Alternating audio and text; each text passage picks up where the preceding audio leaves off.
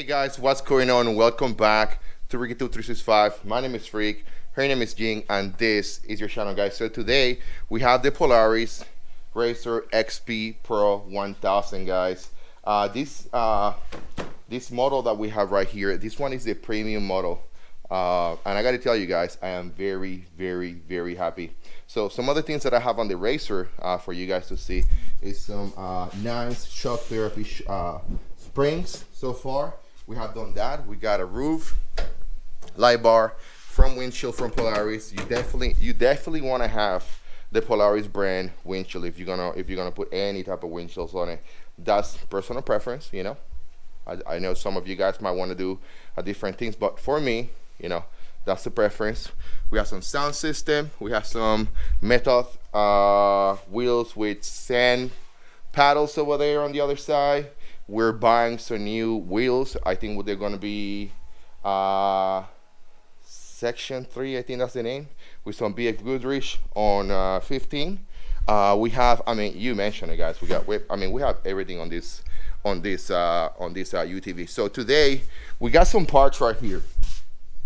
We got some parts, and I want to start working on getting all these parts into the RZR. Okay, into the RZR. We got front bumper from Polaris, rear bumper from Polaris. On the front we have the high. On the rear we got the low. You know, for statics kind of thing. We have the light kit, turn signal, horn kit, because I'm in Arizona and I want to ride this on the road. Not as much as I can, but I want to be able to like ride on the road without any worry. And of course, yes, it is insured. We have the license plate right there, and that over there, I don't know what this is. What came in this box? Jean? Remember what came in this box? Nope. The horn? Oh, the horn? No, I don't think so. Well, we got some stuff walking around. The garage is a mess right now, as you guys can see, but I gotta tell you guys, this video is gonna be a little bit of an informative. It's gonna be how easy it is for us, you know, just father and daughter doing this in their garage, nothing special. And I'm gonna be showing you not step by step, because there's so many videos out there, you know, that shows you that. I'm gonna put a link in the description below so you guys can see that. But I'm gonna show you my journey with the ATV, with the UTV, with my daughter, because this is pretty much her UTV. So yep, that's the way it is. So anyway, guys, let's go with the video. What's up? So the first thing that we're gonna do actually on the UTV, the birds are going crazy today. It's we're gonna be changing this tube right here. This is where there's the intake for the vehicle. As you can see, these are the 2020, and the 2020 came in this rubber plastic, very flexible. And then people have been talking about how based on the power that you apply to the machine, this can suction and just impede or reduce the flow of air. So we're gonna replace it with which one we have, brother? We're gonna replace it with a 2021 model, which is made out of more stronger plastic. This one is not gonna be bendable or flexible. So let's go.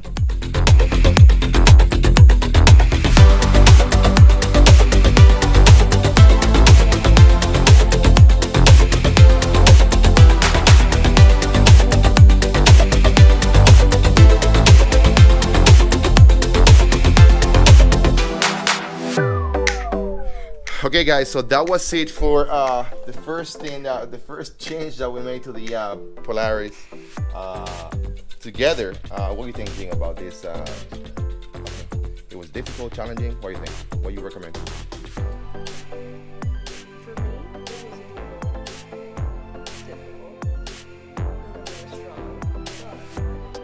Well, you were pretty strong. You just weren't, I mean, crazy strong, you know? So that required both of us to do that. So, yeah, you did a good job.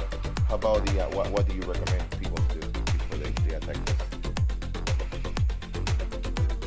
A couple things that we're looking at first before we start doing it. Yeah, we cleaned it. That was pretty good.